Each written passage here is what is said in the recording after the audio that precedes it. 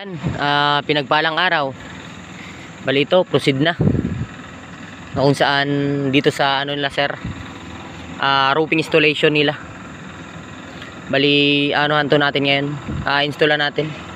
Hinihintay lang natin si madam para makapag ano tayo ng kuryente. Ay bali yun yung extension. Dun siguro banda dun yung pagtatapan ng kuryente dyan sa may bahay na yan, mga kumbate. Ang malaking adjustment lang dito, itong part na to na poste.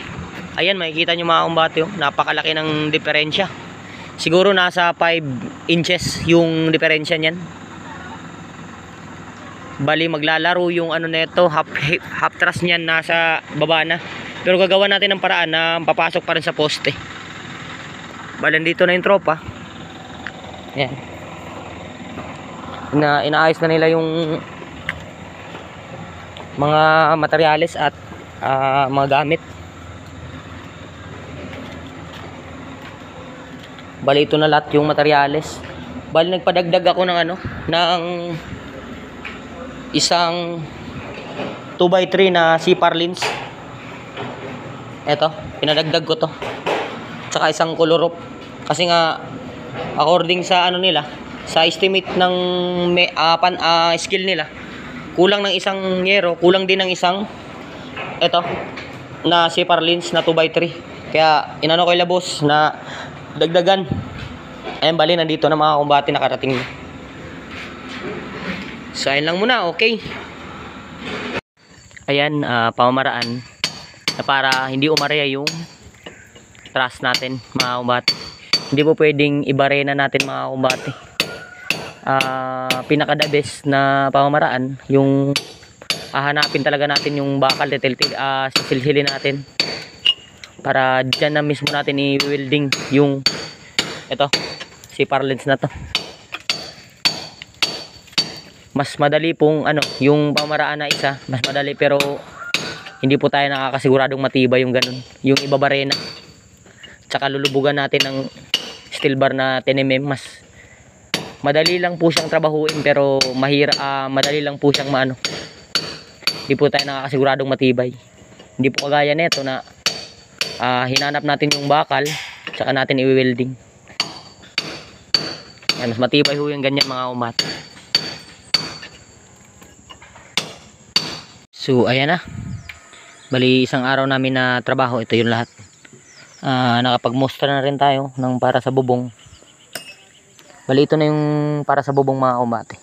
Ayan, bali nakatinga na namin para maisagad dun sa dulo, diretso sa hollow blocks.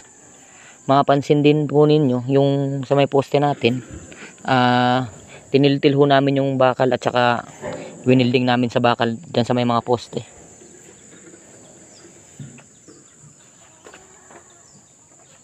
Ayan, yung pagte-text screw mga kumbate, bawat groove ho, hindi po pwedeng alternate. Dapat po bawat groove sa 2, 3. Itong dito hindi pa namin ito nilagyan ng text screw kasi nga tsaka namin ito text screw pag meron ng isa na nakalatag dito para diretso na siya sa may bamartang ibaba. So bababa na muna tayo mga kumbate kasi medyo hapon na.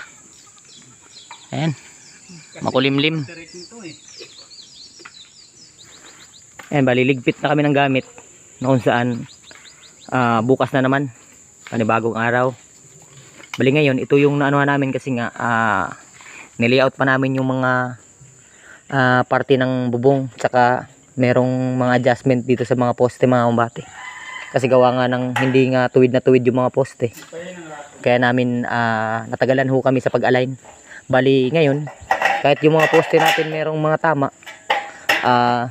yung bubong natin siguradong eskwalado ho yan. Ito na, ligpit na muna kami. Ayan, kahit wala pang bubong, ang ganda na tignan sa malayuan. Kahit hindi pa full yung bubong, isa pa lang yung na-install, pero ang ganda na tignan sa malayuan. Ayan. Bali, sabi nila boss, lagyan daw ito ng gutter.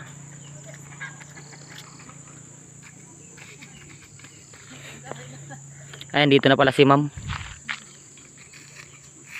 Ayan, pangiti-ngiti lang.